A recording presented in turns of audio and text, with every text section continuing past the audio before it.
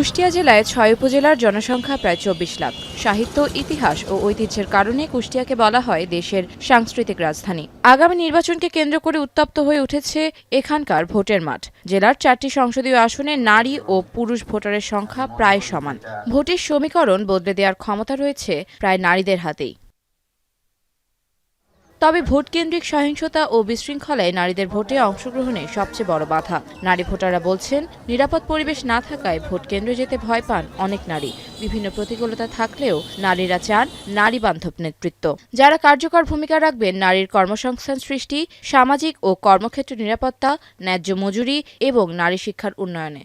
নারীকে যারা সব কাজে বৈষম্য থাকবে না আর কি নিরাপত্তা দিবে, আমরা এরকম প্রার্থীকেই চাই। এমন যোগ্য প্রার্থীকে নির্বাচন করব যাতে নারীদের কর্মসংস্থান সম্পর্কে তারা বিবেচিত থাকে। আমরা যেমন গুরুত্বপূর্ণ অবদান রাখছি দেশের ক্ষেত্রে, সেক্ষেত্রে আমরাও চাই আমাদেরকে গুরুত্বটা দেওয়া হোক, আমাদেরকে অবহেলা না করা হোক, আমাদের জন্য কাজ করুক এমন সদস্যই আমরা চাই। এখনও অনেক নারী ভোটার রাজনৈতিক সচেতনতার অভাবে পরিবারের পুরুষ সদস্যদের পরামর্শে ভোট দিয়ে থাকেন। আর নারীর উদ্যোক্তারা বলছেন, নারী বান্ধব হবার পাশাপাশি উদ্যোক্তা বান্ধব হলে তা সামাজিক স্থিতিশীলতা আনতে সহায়ক হবে। নারীদেরকে নিয়ে যারা কাজ করবে আমরা চাই যে তাকেই আমরা নির্বাচিত করব। এখন এবার যে সরকার আসবে তাকে আমরা ন্যায্য মূল্য আমরা ভোট দেবো, যে আমাদের কাজ করবে।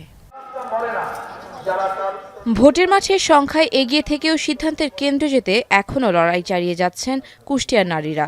সহিংসতা মুক্ত পরিবেশ আর উন্নয়নমুখী নেতৃত্ব পেলে এই নির্বাচনে নারীর ভোট বদলে দিতে পারে পুরো রাজনৈতিক সমীকরণ, এমন প্রত্যাশাই এখন নারী ভোটারদের।